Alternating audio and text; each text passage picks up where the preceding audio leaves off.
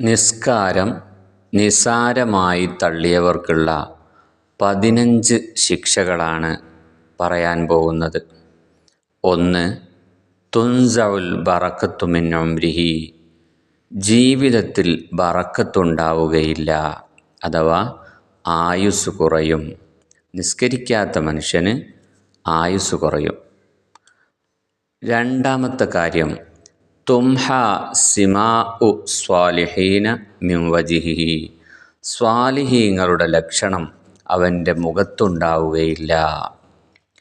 നിസ്കരിക്കാത്ത മനുഷ്യൻ്റെ മുഖം അത് സ്വാലിഹീങ്ങളുടെ ലക്ഷണമുള്ള മുഖമായിരിക്കുകയില്ല എന്ന്. മൂന്നാമത്തേത്, കുല്ലു അമലിൻ യഅമലുഹു ലാ യഅ്ജുറുഹുല്ലാഹു അലൈഹി, അവൻ ചെയ്യുന്ന, നിസ്കരിക്കാത്തവൾ ചെയ്യുന്ന അമലിന് കൂലി ലഭിക്കുകയില്ല എന്നുള്ളതാണ്. ചെയ്യുന്ന ഇബാദത്തുകൾക്ക് കൂലി ലഭിക്കുകയില്ല. നാലാമത്തെ ശിക്ഷ, ലാ യർഫഉ ലഹു ദുആഉൻ ഇലസ്സമാഇ, ആ നിസ്കരിക്കാത്തവൻ്റെ ദുആ സ്വീകരിക്കുകയില്ല എന്നുള്ളതാണ്. അഞ്ചാമത്തത്, ലൈസ ലഹു ഹഖ്ഖുൻ ഫീ ദുആഇ സ്വാലിഹീന, സജ്ജനങ്ങളുടെ ദുആയിൽ അവന് പങ്കുണ്ടാവുകയില്ല. അഥവാ അല്ലാഹുമ്മ ഗ്ഫിർ ലിൽ മുഅ്മിനീന വൽ മുഅ്മിനാത്ത് എന്നൊക്കെ ദുആ ചെയ്യുമ്പോൾ, സ്വാലിഹീങ്ങൾ ഇങ്ങനെ ദുആ ചെയ്യുമ്പോൾ അതിൽ ഇവൻ പെടുകയില്ല എന്ന്. ആറാമത്തേത്, യൻസിഉൽ ബറക്കത്ത മിൻ റിസ്ഖിഹി, ഭക്ഷണത്തിൽ ബറക്കത്തുണ്ടാവുകയില്ല. കാരണം അല്ലാഹു തആലയല്ലേ നമുക്ക് ഭക്ഷണം തന്നത്, ആ അള്ളാഹുവിൻ്റെ കൽപ്പനയാണ് നിസ്കരിക്കണമെന്നത്. അപ്പോൾ ആ നിസ്കരിക്കാതെ അള്ളാഹുവിൻ്റെ ഭക്ഷണം കഴിക്കുമ്പോൾ അതിൽ ബറക്കത്ത് ഉണ്ടാവുകയില്ല. അപ്പോൾ നിസ്കരിക്കണം. ഇനിയോ ഏഴാമത്തെ ശിക്ഷ എന്താണ്? യമൂത്തു ദലീല, നിന്ദ്യനായിട്ട് മരണപ്പെടും, അഥവാ വളരെ മോശമായിട്ടായിരിക്കും നിസ്കാരം നിസ്സാരമായി തള്ളിയ ആൾ മരണപ്പെടുക.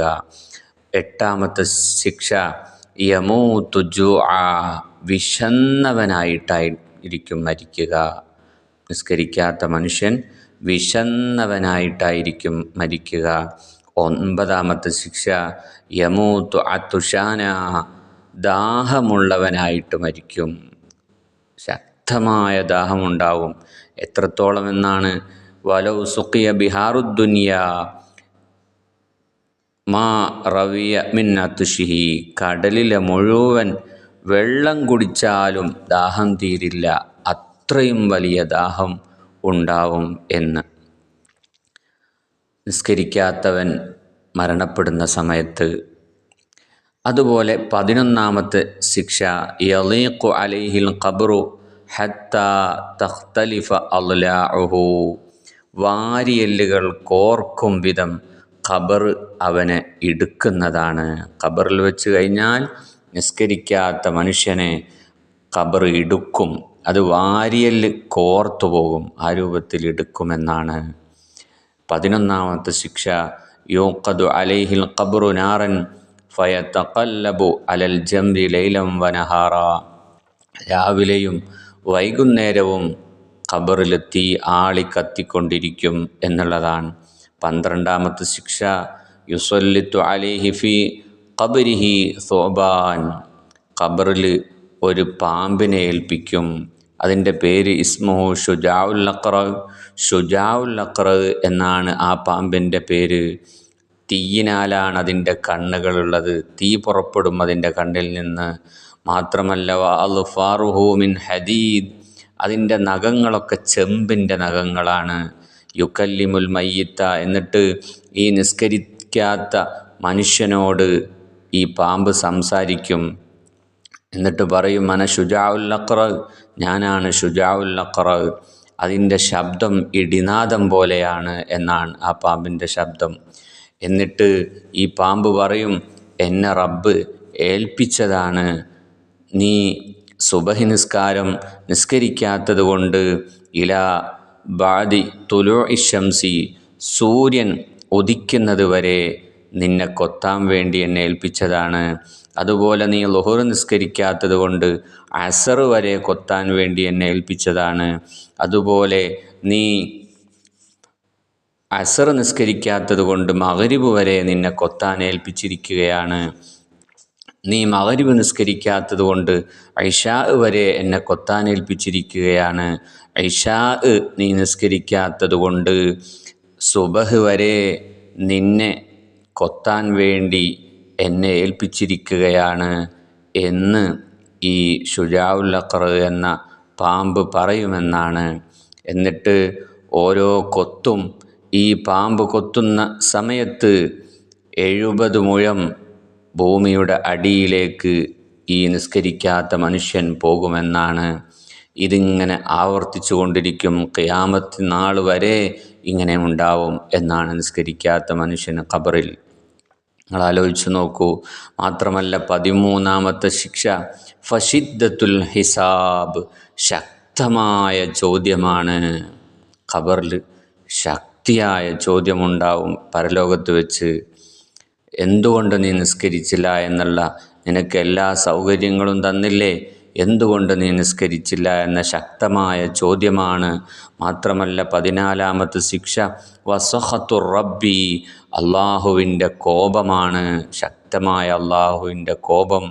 മാത്രമല്ല 15ാമത്തെ ശിക്ഷ വദുഖൂലുന്നാർ, നരകത്തിലേക്ക് വലിച്ചെറിയലാണ്. അവസാനം നരകത്തിലാണ് നിസ്കാരം നിസാരമായി തള്ളിയവൻ്റെ സ്ഥാനം എന്ന്.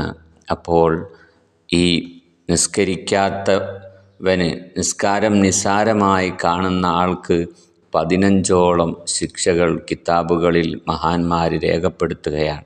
അതുകൊണ്ട് നിസ്കാരത്തിൻ്റെ കാര്യത്തിൽ നമ്മൾ പ്രത്യേകം ശ്രദ്ധിക്കണം. നമ്മുടെ മക്കൾ ശ്രദ്ധിക്കണം, നമ്മുടെ കുടുംബം ശ്രദ്ധിക്കണം. എല്ലാവരും ശ്രദ്ധിക്കേണ്ട ഒരു കാര്യമാണ് നിസ്കാരം എന്ന് പറയുന്നത്.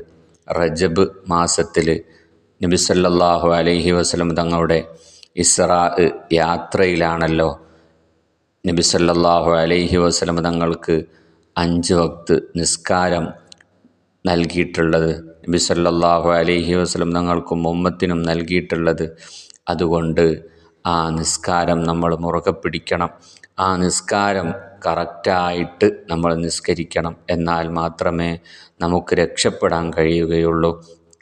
ദുനിയാവിലും വലിയ ബറക്കത്തുണ്ടാവും, ഖബറിൽ സന്തോഷമുണ്ടാകും, പരലോകത്തും നമ്മൾ രക്ഷപ്പെടും നിസ്കരിച്ചാൽ. നിസ്കരിച്ചിട്ടില്ലെങ്കിൽ നമ്മൾ ഒരുപാട് പ്രയാസപ്പെട്ടു പോകും. ഇൻഷാ അല്ലാഹ്.